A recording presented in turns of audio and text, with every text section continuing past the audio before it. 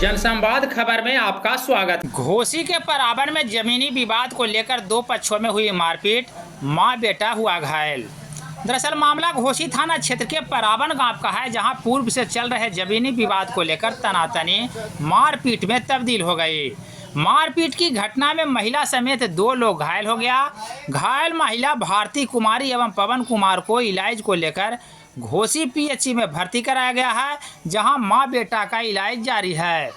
इस संदर्भ में घायल व्यक्ति ने बताया कि पूर्व के जमीनी विवाद को लेकर उसके साथ पड़ोसी ने मारपीट कर दी, जिसमें वह गंभीर रूप से घायल हो गया। तत्काल मामले की सूचना पुलिस को दी गई है। थाना अध्यक्ष ओम प्रकाश ने बताया कि पुलिस शिकायत के आलोक में आगे की कार्रवाई में जुटी है।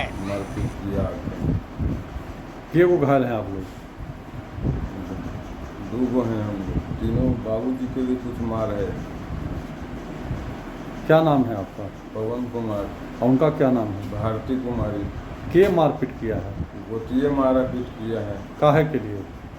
जर जमीन वाला पहले से लड़ाई था, तो बाद में मारपीट कर दिया, आके प्लान बना के।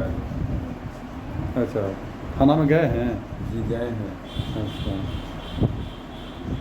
आपका क्या नाम है? पवन कुमार।